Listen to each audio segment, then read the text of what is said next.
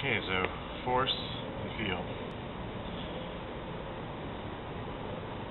Force and field is the idea that the force that's applied upon the object is gravity. Anything where you're not directly forcing gravity is feeling it.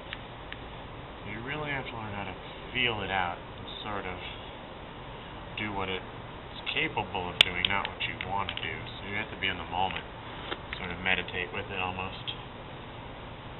And you stop pretending like you mean to do anything and just sort of make it be one improvisational dance. Because there's three bodies here, but you're controlling it from one point. So even in a spin, you can get all three to spin at the same time. But if you make one the setting pace, generally the flow sets my tempo, because that's the easiest one to change.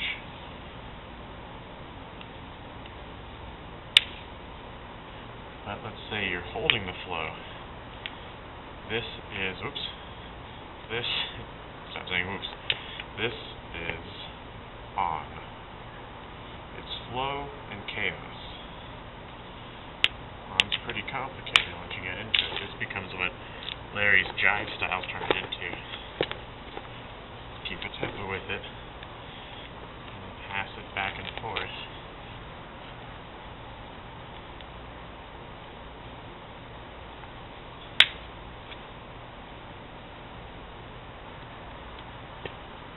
The whole concept of the try, right there, triangle around the flow ball.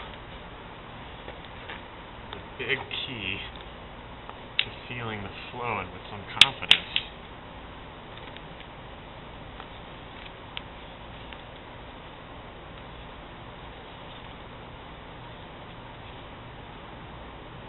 Being that you do martial arts, make it a little more embodied movements, jumps. If done on tempo, will sync your rhythm.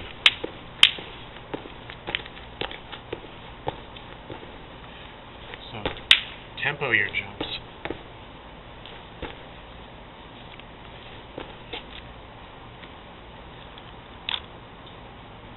And don't let it ebb through the try.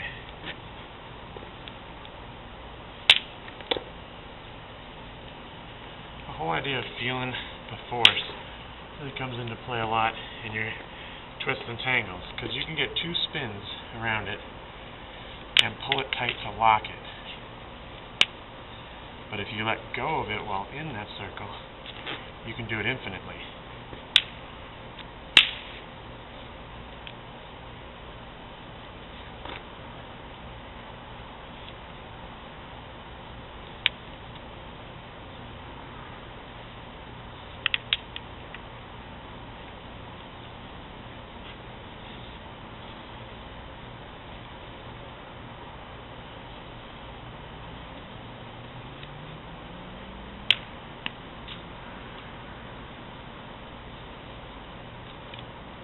When you feel it, you sort of control each object. I'm learning to do poi now, so they talk more about the full movement of following the circle around, and the points at which you can divide a circle.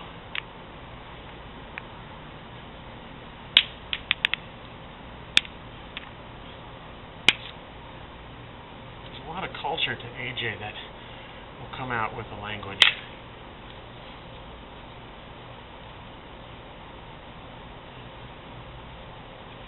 Once you sort of, become one with gravity and sort of find your agreeance with it, that's when you can really elaborate on your zones and pay attention to your mistakes. If you think I did that on purpose.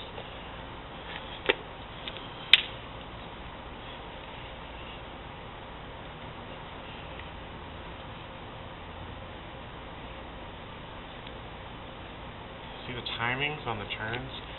Focus like this. Hands down, hands up. So watch, I'll do hands down movement. hands down, and spinning hands down, then open, top hand, hand down, top hand, hand down. You sort of focus on when you're moving the contact. So I was b-boying when I started, so that's where it came from, was this sort of puzzling ticking that I was doing. And the more you find your rhythm, your tempo, you can tick multiple times within one movement. So like this.